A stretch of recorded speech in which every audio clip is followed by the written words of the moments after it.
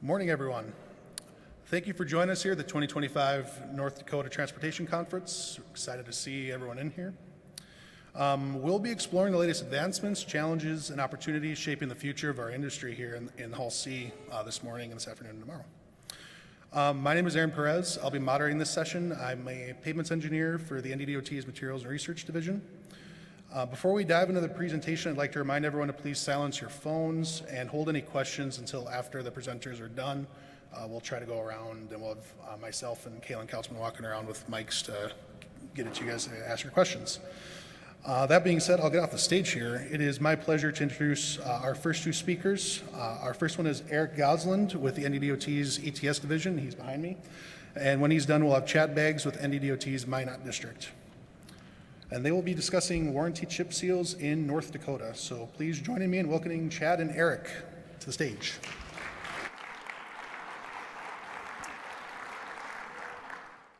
So I have a few antique photos as part of this presentation. If anybody's from OSHA is here, please do not hold these against us. So I'm Eric Gaasland from the ETS division. So how did we get here? We started out with a simple Post-it note. And that Post-it note says, Idaho doesn't follow their chip seals. I wish I knew who had this original Post-it note because we have lost it over time, and I believe it was Hanky or Linneman or somebody. So we started the research. And in that process, we figured out that Idaho was very confident and been doing this for multiple years. They're so confident, in fact, that they have a warranty chip seal guide. Because of this guide, and it's in their 2018 spec book, and it's even in their current spec book, we went, hey, this is probably a good idea for us. So in the research that we did, we contacted Idaho DOT. We looked at the district plans, understand district plans are not something that ETS typically looks at. For all of you designers out there who've heard my name in PS&Es and quivered because you saw I had 50 comments or something, this is not something that we typically do. We also were tasked to look at some staffing that CAS had done. So see what the staffing was costing us and how many people were needed for that. So now we get to the meat of it, developing that SP. So first I have to find a test project. So we started to work with my Minot District. Chad was kind enough to help us out with this. First project was in 2016. We paused in 2017 to reevaluate the SP, see what was working well, what was working poorly, made sure that we could check to see how those warranties were working. And we also came back to it in 2018 and started again. So what does the SP do? It replaces all of Section 420. It uses a combination pay item for oil and chips. It's paid for by the square yard instead of paying by the ton or by the gallon. And we have a 1,000-foot test strip that's agreed upon between the contractor and the engineer. We require some tests before application. We want the emulsion submitted before. And we also, this is a new one, where we used to be 25%, if I remember correctly. We're now 50% of the aggregate needing to be stockpiled and tested before it goes on the road. Can there still be bad material? Yes. That's true of everything. So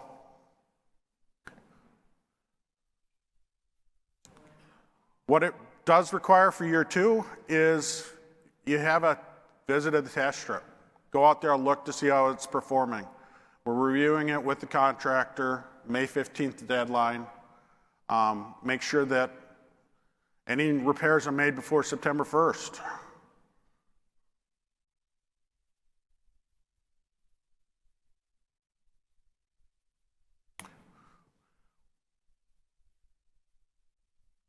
What the SP doesn't do is it doesn't change the oil, doesn't change the chips. Still requires testing. Final product's still the same. Yeah, it might drop the oil rate a bit based on the road conditions. It might drop the chip rate a bit based on the contractor's chip applications. What does it allow us to do? It allows the contractor to control their product. Okay, gives them, they know their equipment, they know their materials, they know, they do this every day, so they know everything. What it doesn't do, it reduces oversight, but it doesn't eliminate oversight. You still have to go out there and check the traffic control. It's treated more like our striping. You know, you go out there, you go through, you look at it, you do those standard things. So, the change for 2025, as I hit on earlier, we revised the testing to require 50% of the aggregate. Because this is an SP, this is in all projects for this summer, will be this 50% aggregate testing. So, by the numbers, Chad has better numbers than me, but I counted 108 projects. In 2023, all districts started using it. In the 2014 spec book, we had 20 projects. 2020 spec book, we had 18 projects. 2022 spec book, we had another 20 projects with one county, Montreal, participating. 2023, we had a big jump of 27 projects with Dunn County. 24 gets to be a little questionable because I have 23 anticipated projects under the 24 spec book. We haven't bid all those projects, so that's going to be questionable. Chad's going to hit on any of the failures that we've had, but to my knowledge, we've only had one failure that has gotten to me.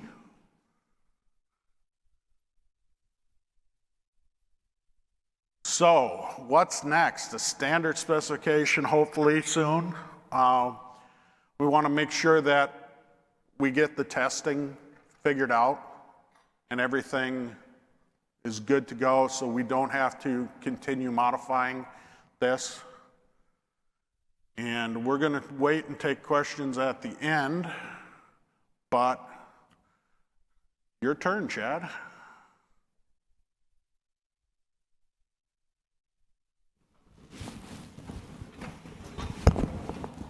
Thank you.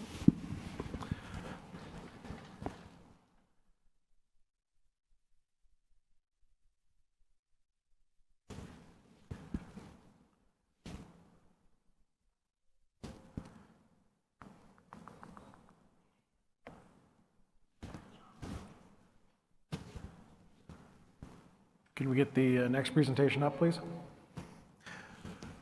So I guess I'll start off with a little joke. Three guys meet at the bar after work. First guy goes in and he orders the round of drinks. Second guy sets the pool table up. Third guy gets on his phone and starts getting into the songs on the jukebox. Anybody know, or can anybody tell me which one the engineer is? It's the first guy, the one who ordered the drinks because he's taking advantage of the happy hour pricing. Anybody tell me who the dentist is? I don't know because I only identify with the engineer. It's kind of the same thing here. We want to take advantage of getting a break on pricing, so we were looking for ways to reduce our costs for chip seals. We looked at warranty chip seals then.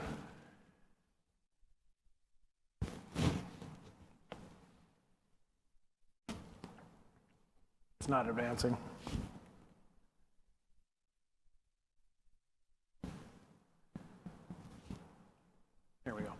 So I'm going to talk about first what's warranty chip seal, a little bit of the history. Some of this is going to be duplicate of what Eric had.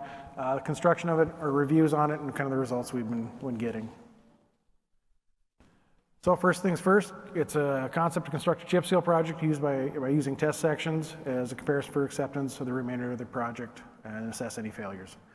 Contractor would return the next season and repair any failures. We see it as a cost-saving means to administer a chip seal project, and allows us and consultant staff to be available for more complicated, higher risk type projects. And then we also see it as another tool for our toolbox. History of it, we started looking at this back in 2012, 2013 with Williston District. We were being affected by the oil boom at that point in time. Both districts had fewer staff because we had lost some to the oil. We wanted to find some ways to save some engineering costs, and we saw this as a minimal risk type project. We worked with Federal Highway too. They wanted a little more testing, or a little more definition to how we tested things, the oils and the aggregates. It was shelved for a bit. 2016, Deputy Director Hankey at the time wanted someone to do a pilot project. So we volunteered, started the project. We worked with ETS division and bid one out. First project was in 2017. It was 3 roadways up in Bottineau County. Since then, we've done 30 more. And it's totaled just under 1,300 lane miles that we have sealed, which is over half of our district lane miles. Talking with other districts, we've had about 62 other ones done throughout the state to this point, and the counties are using it as well. Here's a little map of Minot District. The blue is where we've done these chip seals. So as you can see, it's kind of covered a good chunk of our district. Construction, CRS2P is used for most of the districts. I know Fargo uses a high float oil. We're shooting them between 0.40 and 0.43 gallons per square yard. We're averaging right around that 0.40 for most of our roadways. Class 41M, at between 20 and 25 pounds per square yard. We're averaging on the higher end with 25 pounds per square yard. The fog oil is a CSS1H, 0.05 gallons per square yard for the fog, and then the shoulders and the approaches receive double that. The oil was accepted based on certification and then performance on the road. Testing, contractor of course let us know when the stockpiles are ready to go. We can take the samples. Once the samples pass, we move forward. Of course, your typical equipment, your distributor, your rollers, your tandem trucks, your chip spreader, and your broom. We would do test strips. So the project where we had 3 different roadways, we did a 1,000-foot test strip on each one of them. Test strips were randomly chosen so that our plow operators wouldn't know where they were, and they would treat the roadway the same anywhere. We wouldn't allow them to use blotter on the test strips and let them proceed after the test strip was approved. A picture of one of the first test strips prior to the fogging, and then the next one over is another one of the roadways after the fogging. Same here. The slide or the picture on the right, of course, it looks really good. I mean, that's what we're wanting to see. Construction items that we want to look for. This is not a set it and forget it type project. We do want to go out there periodically, check the traffic control, do a quick time on the rollers. You look for areas of concern that, there's streaking, drilling, joints. Make sure that they're papering the joints. Look at the float. Dust, any oversized deleterious material, rough areas. I got pictures for pretty much all of these. So here you're seeing streaking on the fog on the shoulder. We did have the contractor come back and hit that again. You see the joints in the right photo. That one, we just want to make sure that they are papering the joints. Float, here's a couple of pictures of unacceptable amounts of float. We had the contractors come back and clean that up. Picture on the left does show what's acceptable. We don't want to see too much more than that. And then on the right slide, you can kind of see a dust storm behind the truck. We saw that, and we asked the contractor to flush his pile again, and they obliged. And then you get into oversized or deleterious material. The left photo is, you see some larger stone on there. Found out that he was getting too deep in his, when he was loading out of his stockpile site. And was getting a little bit of clay as well, and that's in the right photo. And I couldn't find the photo, unfortunately. We had one project where, of course, they need to remove this deleterious material. Well, the operator using the distributor just shot down the roadway and happened to shoot over a dead moose that was on the edge line. That was quite unacceptable, obviously. Here's one of the failure areas that we did find. We don't know exactly what happened here. The contractor and I stood on the road for quite a while trying to figure this out. But it was 2 miles long, both lanes. And he came back and says, yeah, we'll microsurface it, is what they proposed. This was on Highway 52, which has got quite a bit of traffic. And they came back, repaired it, no problem. Flagging operations is one of the areas that we deemed a failure as well. The car, it was warm out, there wasn't enough rock in there, and the car started picking the material off with their tires. Traffic control, the one on the left, of course, is not a chip seal project. It's the only traffic control picture I had available to me that would kind of pique people's interest. We want to make sure that their contractors are keeping up with their traffic control, putting the signs up when they're supposed to and taking them down when they're supposed to. The worst ones are usually the resuming the speed after they've done their final brooming. Roller speeds, just check them periodically if you drive through. Deliverables on the project, contractor would supply us with a log showing our daily running totals of aggregate, seal coat oil, and the fog seal. As mentioned, payment of chip seal is by the square yard, price included the chips, the oil, and the fog oil. The rest of the items in the project were paid as per standard units. Our secondary review has to be done before the 15th of May the following season. What we have done in the past is we have driven through the jobs. If we see anything that is of concern, we'll take some pictures of it. We'll email those to the contractors and say, would you like to meet up with us and we can go over this? And usually there's like, yep, that doesn't look that good. We'll come back and take care of it. Or yeah, we'll come out and meet with you. These areas that have to be repaired, they have to be done by the 1st of September the following season. Here's a couple of reviews. The first picture on the left, we took it after the project was done, and then reviewed it in March the following year. Things look really good.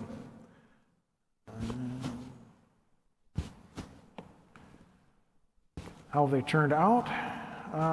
Great. We've had very few issues with them. We're seeing good chip embedment, good oil coverage, little no bleeding on them. Again, we've done just under 1,300 lane miles.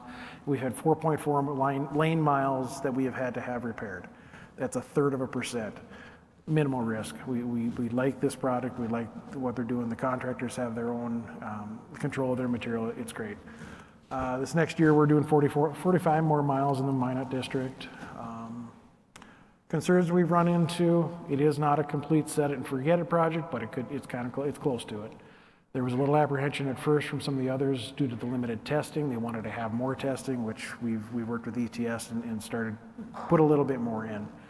The traffic control has probably been one of the biggest concerns we've had, is we want to make sure that the contractor is, like I said, taking the signs down when they're supposed to, setting them up when they're supposed to.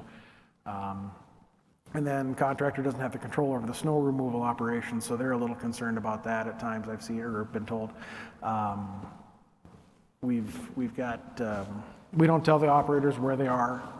And so you see here, we get a little bit of snowplow damage, on the crown of the road or a quarter crown. But you're going to see that probably anywhere on any type of project like this. So what did others think? The districts, they liked it. 92 combined warranty chip seals projects over the 8 districts since 2017. We're moved to full implementation of the seal program 2 warranty chip seals. Some of the counties have used it or started using it. I know Montreal, Dunn, and McLean. And then the contractors, they've been happy with it. Here's some of the cost comparisons.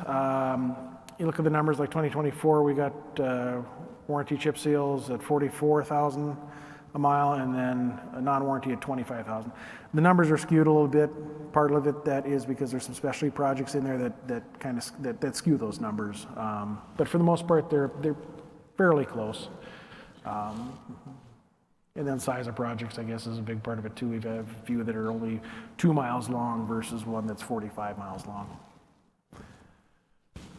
Takeaways, we feel it works. See it as a cost savings to the department or the local agency. We see it as minimal risk, another tool for the toolbox. And one of the thoughts that I've been talking with some of the other districts, do we want to consider applying this approach to slurry seals or microsurfacing projects? Any questions?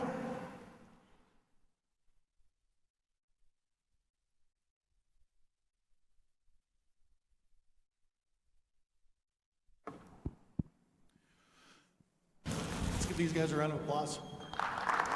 Thank you.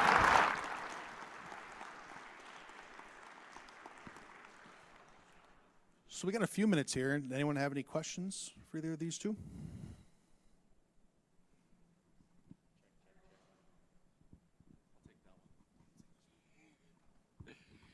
Hey guys, Bobby Usher here from North Dakota DOT Materials and Research. I was going to ask a question. We used to test the emulsions quite a bit on these projects, and just is there any type of regulation or testing we're going to be doing on oils that go into it anymore? Is it basically just a performance kind of test? It's more performance-based and certification-based, so. So what would a failure be out in the field? Is it chip retention, or is there multiple factors that go into that? Chip retention is the big part of it. If you see anything, if it's running off the road in front of you or something to that effect, I mean, you'll know if the chip or the oil isn't doing what it's supposed to. All right, thank you. Over there. I think there's one over here.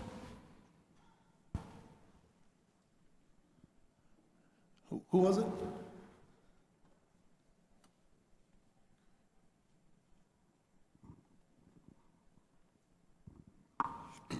So the 1,000-foot test strip, is that done say in 2023, and then they come back to do the rest of the project in 2024? No, you do that the first thing.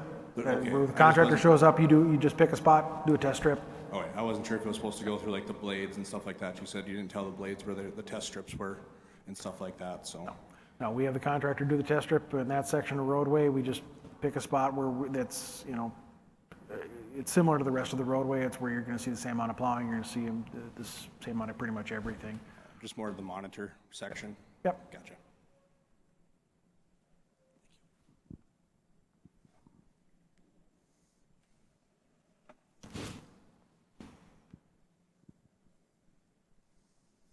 Up here, Aaron. Up here, Aaron. Good morning. My name is Suleiman from City of Williston, Department of Engineering. I have a question regarding what are the minimum period for the chip seal warranty? Is it 1 year, 3 years, or 5 years? We like to see chip seals about 7 years, I think is what our average lifespan of it is. But the warranty period's only 1 year. Only 1 year? All right, thank Right, you. sorry.